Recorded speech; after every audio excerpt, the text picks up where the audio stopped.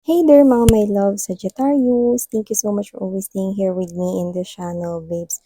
So, ang content pala natin na bago tayo magsimula no, is that ikaw makakapagsabi kung sino tong energies na to na kumokonek sa'yo, Sagittarius. But before we start this reading, reminders muna as na hindi to for everybody. So, just pick up only the messages you think are for you. So, yun nga, alamin natin kung ano yung nasa thoughts, messages, feelings, emotions nitong person na to connecting sa inyo. Sagittarius. So, hi pala sa mga bagong viewers. Thank you po sa inyong pagtambay dito. No? So, you might want to stay here with us together with my pabalik-balik na mga subscribers. Thank you po sa inyong walang sawang pagsuporta. At kung hindi niyo pa knows, meron pa po tayong other channel. Ang link po is nasa ating description box. So, let's go ahead and check these messages here for you, Sagittarius. Spirits and angel guides, Archangel Michael, thank you so much. Can you show me messages coming from this person connecting with Sagittarius, please? Kaya makakapagsabi mga babes kung sino itong energy na to. We're just gonna get messages coming from this person here. It is only you who can tell kung sino tong energy na ito. Basta kung sino tong kumakapit sa inyong energy strongly, yun yung mahahagip natin. This is for Sagittarius. Can you please show me messages for Sagittarius, please? Messages.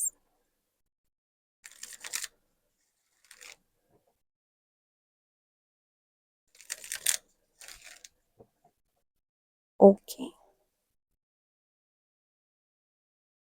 So, ilatag muna natin lahat mga babes sa ating table before we start. I have here the Strength card,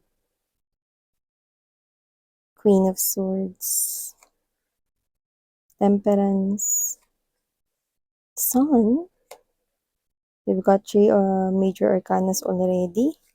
Four of Cups, Five of Wands, Tower, Ace of Swords, and the Two of Cups.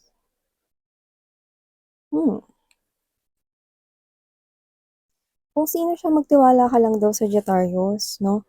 Medyo magulo rito ang sitwasyon, no? Pero hayaan mo na tumindig siya rito. Yeah, I'm getting that word, no? Parang titindig siya dito, paninindigan niya ito, magtiwala ka lang, parang ganun, no? So, I do see na meron dito mga energies na posibleng tutol or nahingi alam, no? Bakit may sausaw sa connection ninyo, no?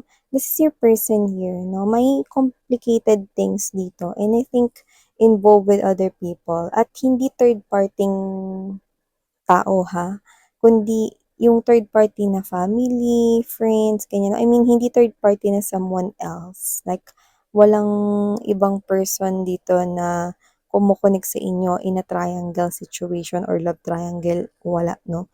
Dito ang nakikita ko, meron dito mga energies na nangingialam sa inyo. No? Kaya nagiging magulo. Yan.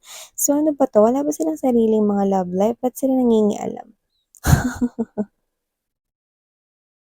Walang kahit na sinong didikta sa akin kung sino ang gusto ko ritong piliin at makasama. Yan, ang sinasabi ng person mo. Maaring maalon ngayon ang sitwasyon ninyong dalawa, pero magtiwala ka lang. Siguro may mga bagay dito na yung iba posibleng mga parents na, mag-aral ka muna, huwag ka munang mag-boyfriend, boyfriend, girlfriend, girlfriend dyan, ha? Tigil-tigilan mo ako. Yan na. So, nakikita natin na posibleng ganon, no? May pagka-strict ang parents, lalo na kung nag-aaral ka pa. Yung iba naman, posibleng pakailamero lang. Ay, bakit siya? Ang dami-dami namang iba dyan. Yan o, may mga dami-daming sasabing ganun, diba? Eh, bakit hindi love life mo yung pakialaman mo? Pinapakailaman mo yung buhay ko. Yan, no? So, whoever this individual is, nakikita ko nilalaban niya rito, no? Dahil lang totoo, mahal ka niya. Yan. Poprotektahan niya ang inyong koneksyon no matter what happen. Masaya ako sa iyo, yun ang sinasabi niya rito, at huwag kang makinig sa sasabihin ng iba. Siya lang daw yung paniwalaan mo at ready to fight siya dito. Marami mang nangingialam sa inyo, yung iba siguro sa kanila 'no, pamilya pa rito na parang hindi masyadong approve sa'yo or baka meron silang ibang gusto for their anak 'no, or for their kamag-anak 'no, mga ganyan 'no.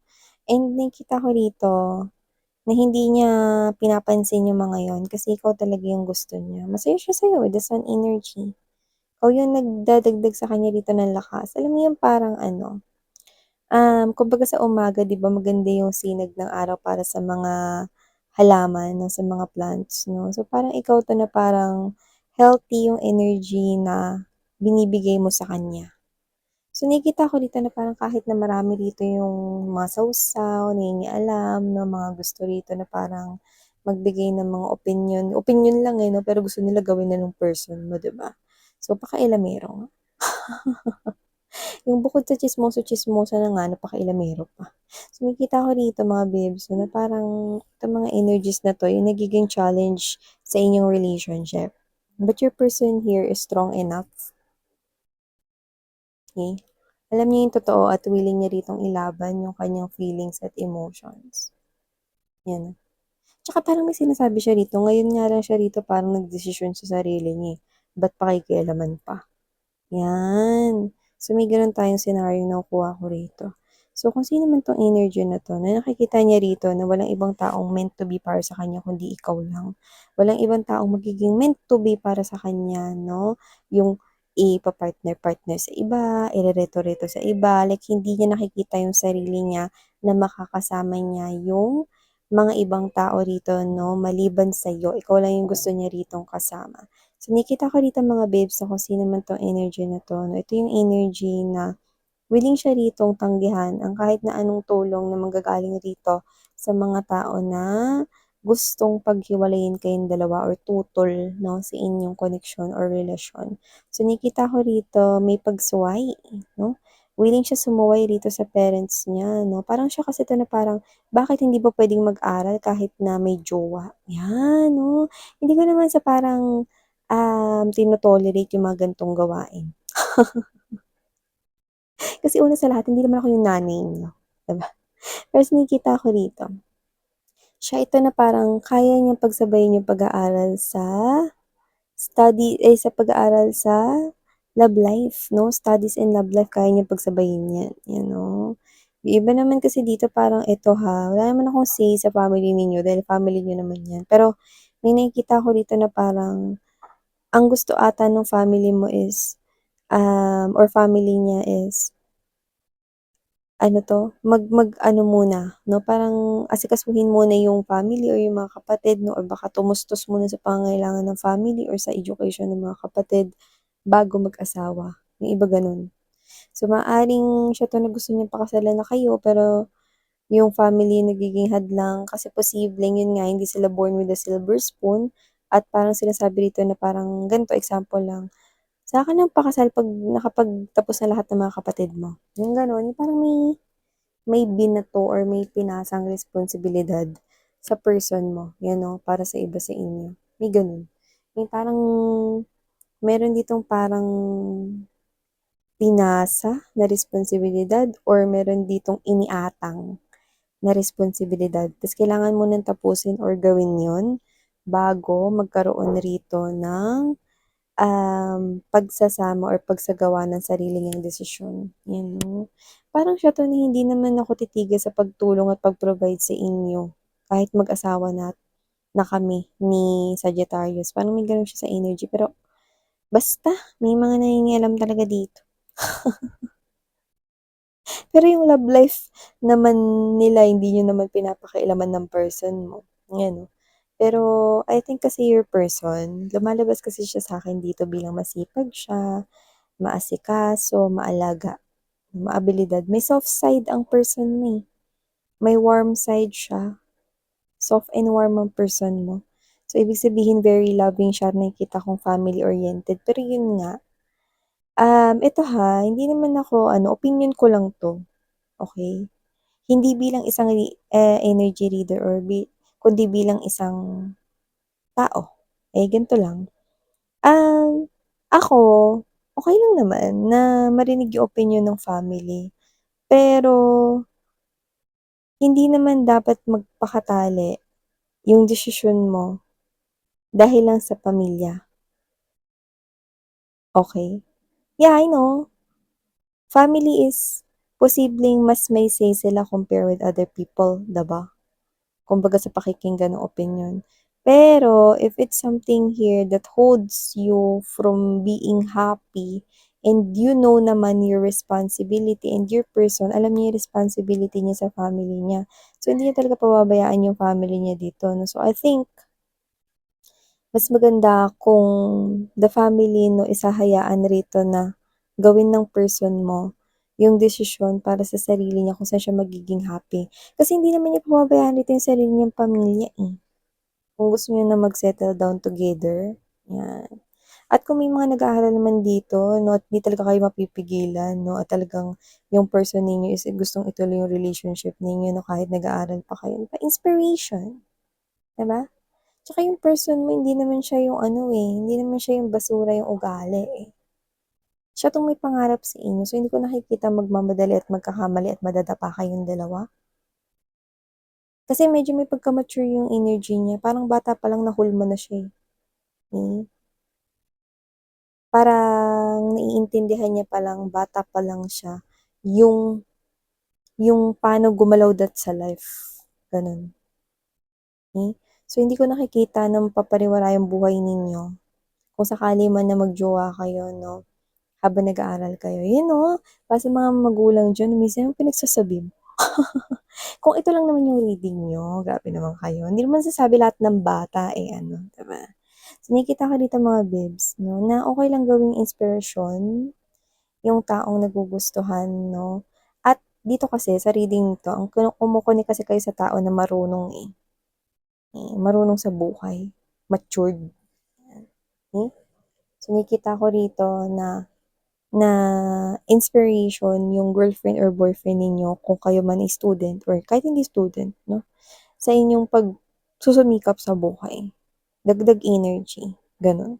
So nakikita ko rito na your person here wants you to know na kaya niya daw 'tong i-handle on his or her own, wag ka daw mag-alala, alam mo yung energy ng person mo, parang inaako niya rito yung,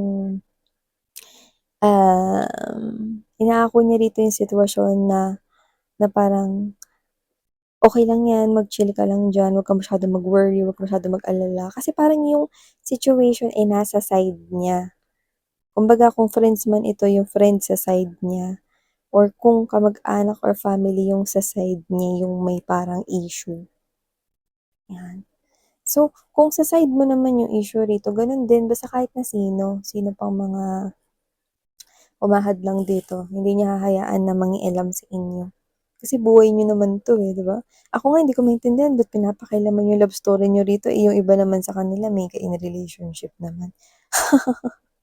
Parang hindi ba nila nakikita kung sila yung nalagay sa sitwasyon ninyo 'no, ta's may mga maraming mangingialam, hindi ba sila mabubwisit, 'di ba? So, dito nakikita ko dito Sagittarius na kung sino man 'tong energy na 'to na kumo-connect sa inyo, these are the energies here of the people na talaga naman na parang alam mo 'yun, 'di ba? Nakakainit ng ulo, 'di ba? Nakakainit ng ulo na may nangingialam sa inyo pero yung person mo kalma lang siya, eh. Ikaw naman parang kahit papaano, nakikita ko naman na tina mo na i-handle yung situation ng kalmado, pero at the same time, ikaw 'to na parang sana magustuhan din ako ng parents niya, ng family niya. Sana makita rin ng parents niya na puwede rin ako maging karapat-dapat for my person, 'yan 'no. May gano'n ka rin kasing inaalala, eh. So, kung mga friends niya rin ito, sana matanggap din ako ng mga friends niya, mga gano'n 'no. So, whatever the case may be, don't be too hard on yourself, okey? Just trust your person right here. Kasi kahit na maraming nangingialam sa inyo, sa kanya ka lang maniwala, sa kanya ka lang mag-focus, okey? Kasi at the end of the day, siya pa rin naman yung pakikisamahan ninyo, hindi niyo naman pakakasalan yung nanay niya, 'di ba? Hindi niyo naman pakakasalan yung friend niya, uy, wag gano'n, 'di ba? Kasi at the end of the day, kayo pa rin ang person mo magkasama nito, hindi naman yung mga 'yan ang mga makakasama mo at pakikisamahan mo, 'di ba? So, magtiwala ka lang daw sa person mo, mahal ka niya, magtiwala ka sa connection ninyo, temperance energy, no? At higit sa lahat, no, ang kailangan niya lang sa'yo ay full support at mahalin mo lang din siya rito. Huwag mong sukuan yung sitwasyon na ito, no? Kasi dito nakikita ko na parang lumalabas yung feminine side, no, ninyo. Kasi parang medyo, yun nga, naapektuhan pa rin kayo kahit papaano, no? Kasi may mga tao rito na, lalo na kamag-anak or friends or family niya, no, na parang hindi kayo ganun kagusto. Yan. So, naintindihan ko yung part na gano'n, your feelings are all valid, no? Pero huwag kayong mag-alala, okay?